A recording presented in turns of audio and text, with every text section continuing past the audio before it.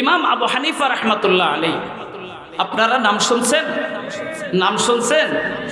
ইমাম আবু হানিফা রহমতুল্লাহ আলাইহি চার মাযহাবের শ্রেষ্ঠ ইমাম, ওনাকে ইমামে আজম বলা হয়। তো মানুষ যত বড় হয় তার হিংসুক তত বেশি হয়। ঘুমাই গেছেন কি আপনারা? মানুষ যত বড় হয়, আমাদের আঞ্চলিক ভাষায় বলে গাছ যত বড় হয় বাতাস তত বেশি লাগে। ইমাম আবু হানিফা রহমতুল্লাহ আলাইহি তার সমযুগে তার চেয়ে বড় কোনো ব্যক্তি ছিলেন না।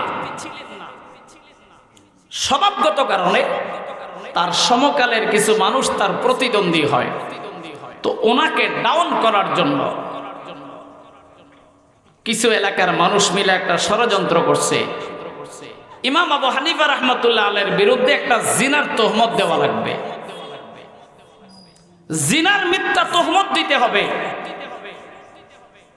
তো এলাকার কিছু হাসিদিন হিংসুক লোকেরা, শত্রুপক্ষ একজন রূপসী মহিলাকে বেশ কিছু টাকা দিয়া রেডি করছে যে ইমামে আবু হানিফা কুফার মসজিদ থেকে এশার নামাজ পড়ে যখন বাড়িতে রওনা করবে, তুমি ডাক দিবা, বলবা তোমার স্বামী অসুস্থ, একটু ঝাড়ফুঁক করার জন্য ডাক দিবা।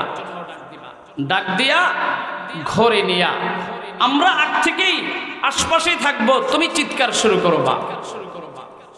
তো যেই কথা সেই কাজ। ইমাম আবু হানিফা রাহমাতুল্লাহ আলাইহি যাচ্ছেন, তো মহিলা রাস্তার মধ্যে দাঁড়ায় কয়, ওস্তাদ জি একটু অনুগ্রহ করেন, আমার স্বামী মুমূর্ষু অবস্থা, আমার স্বামী মুমূর্ষু অবস্থা, মন বলছে আপনি যদি একটু ফু দিয়ে দেন হয়তো আমার স্বামী ভালো হবে।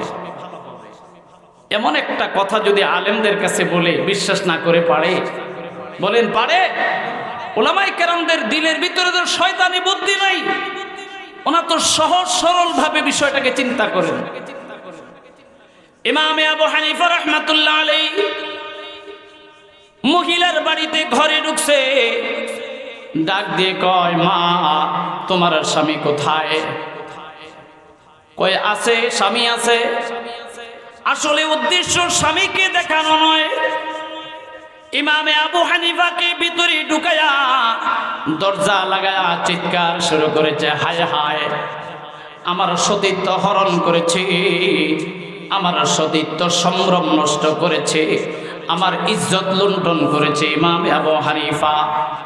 এই কথা বলার সাথে সাথে ওই যুবকেরা যারা উত পেতে ঘরের চতুর্দিকে অপেক্ষায় ছিল, ভাইরে ঘরের দরজা খুলে দিয়েছে।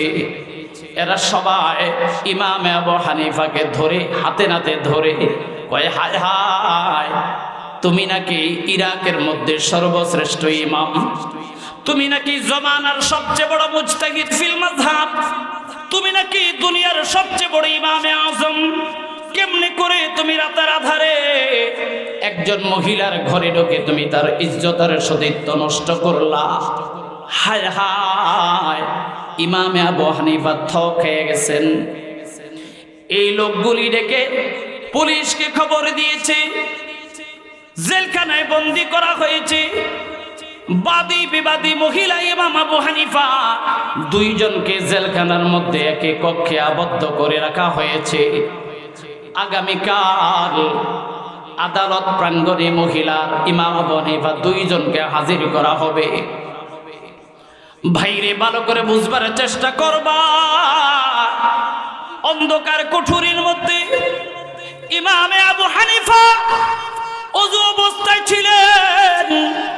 ভাইরে ইমামে আবু হানিফা অন্ধকার রুমের মধ্যে দাঁড়ায়া চোখের পানি ফেলে আল্লাহর সামনে নামাজের মধ্যে দণ্ডায়মান হয়ে গেছে।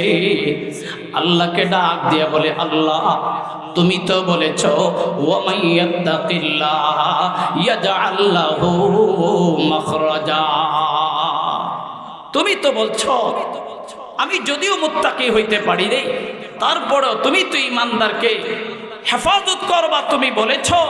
আল্লাহ আমাকে বাঁচার মতো কোনো একটা উপায় তুমি বের করে দাও। আল্লাহু আকবার বলে ইমাম আবু হানিফা নামাজ পড়তে পড়তে একদম রাতের শেষ পর্যায়ে মহিলাটা ডাক দিয়া কয়, হুজুর আমি একটু কথা বলতে চাই। বলো। যে হুজুর আমি অন্যায় করেছি, আমি ভুল করেছি।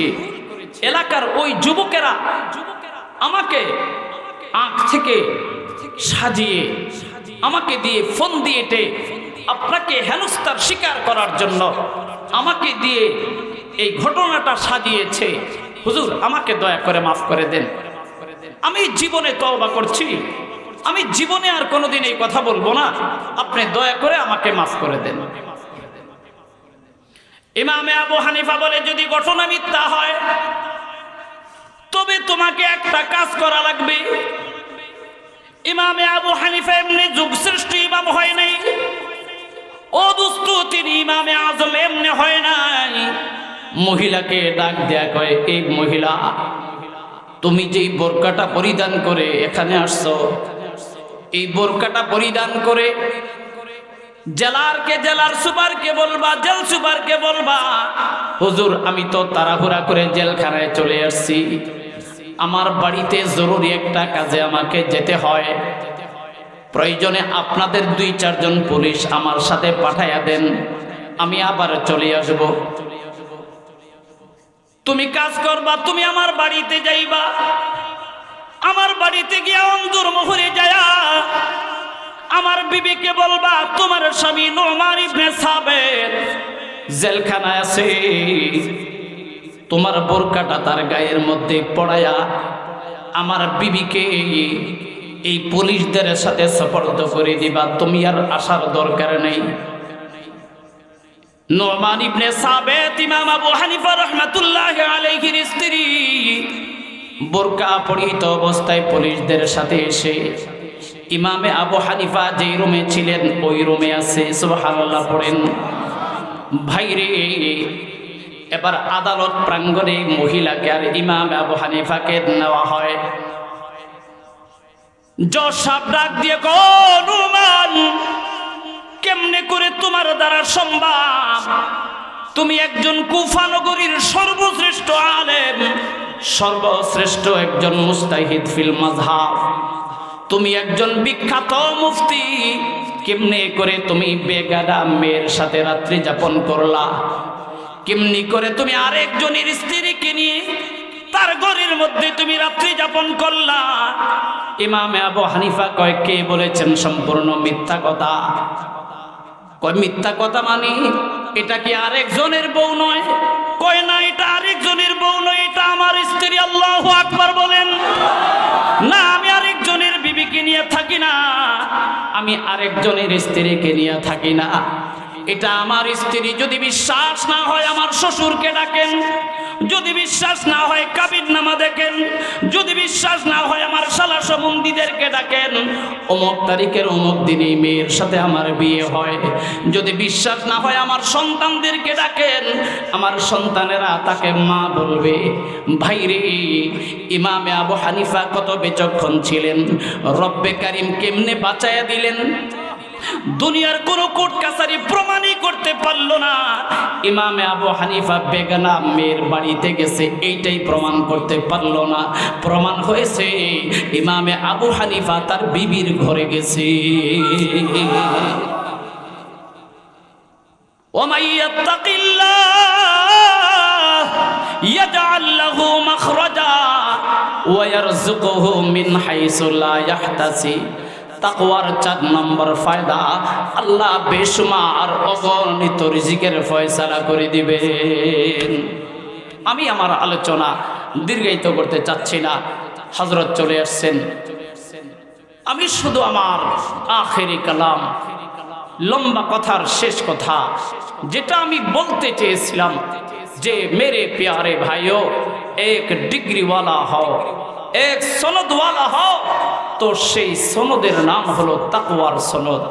এক ডিগ্রিওয়ালা হও, সেই ডিগ্রির নাম হচ্ছে তাকওয়ার ডিগ্রি। আল্লাহর কাছে যে যতটুকুন তাকওয়ার ডিগ্রি অর্জন করবে, ওই বান্দা আল্লাহ পাকের কাছে ততটুকুন দামি হবে। আল্লাহর কাছে যে যতটুকুন দামি হবে, সে তত আগে আল্লাহ পাকের জান্নাতে চলে যাবে। পারবো ইনশাআল্লাহ? তাকওয়ার ডিগ্রি, সহজ কথা, গুনাহমুক্ত জিন্দেগি, গুনাহমুক্ত জিন্দেগি, ইবাদতওয়ালা জিন্দেগি। এই দুইটা কথার নাম আপনাদেরকে বোঝাবার জন্যই আমি বলছি, এটার নামে ধরুন তাকওয়া। গুনাহমুক্ত জিন্দেগি হোক সেটা ছোট, হোক সেটা বড়। ওমা বাইনাহুমা মুশতাবিহাত, যার ব্যাখ্যা একটু আগামী করলাম। অন্তত আমরা অঙ্গীকার করব আমরা গুনাহমুক্ত জিন্দেগি চাই, আল্লাহ আমাদের দান করে। আরো জোরে বলেন এ আমার যুবক ভাই, তোমাদের অভ্যর্থনা, তোমাদের আদর আপ্যায়ন সত্যি অভিভূত হবার মতো। কিন্তু মেরে দোস্ত, এ আমার প্রিয় যুবক দোস্ত, তোমরা আমাকে স্বাগত জানাইলা, আমাকে মহাব্বত করলা, আমি তো ফের তোমাদের জন্য দোয়া করলাম, তো গাছের গোড়া কেটে আগায় পানি ডাললে কোনো ফায়দা হবে না। গোড়া কেটে আমাকে তোয়াজ করলে, তাজিম করলে কোনো ফায়দা হবে না। এই যুবক ভাই, চলো না, আজ থেকে ওয়াদা করো, কোনোদিন মদ খাবো না, কোনোদিন নেশা খাবো না, কোনোদিন ইয়াবা খাবো না, কোনোদিন গাঞ্জা খাবো না, কোনোদিন হিরোইন খাবো না, কোনোদিন জুয়া খেলবো না, কোনোদিন তাস খেলবো না, কোনোদিন মদ খাবো না, কোনোদিন বেপরদা করবো না, কোনোদিন আল্লাহর অভিশপ্ত কোনো কাজে জড়াবো না। চিল্লে বলো ইনশাআল্লাহ। আরো জোরে বলো লা ইয়াদখুলুল জান্নাতা আকুন ওয়ালা কাম্মারুন ওয়ালা মান্নানুন ওয়ালা মুদমিনু খামার। আমার পয়গম্বর বলেছেন, মা বাবার নাফরমান জান্নাতে যাবে না, জুয়ারি জুয়া খেলোয়াড় জান্নাতে যাবে না, মান্নানুন নেক কাজ করে ইহসান জিতলাই খুঁটা দেয় এই বদস্বভাবওয়ালা মানুষ আল্লাহর জান্নাতে যাবে না, ওয়ালা মুদমিনু খামার শরাব পানকারী নেশাখোর আল্লাহর জান্নাতে যাবে না। যাওয়ার একটা রাস্তা ফের এখন বাকি আছে, চলো খাঁটি মনে তওবা করি। আল্লাহ আমাদেরকে হযরতের হাতে তওবা করে বিদায় হবার তৌফিক দান করে। চিল্লে বলো আমিন। আর জোরে বলো আমিন। ওয়া আখিরু দাওয়ানা আনিল হামদুলিল্লাহি রাব্বিল আলামিন। আসসালামু আলাইকুম।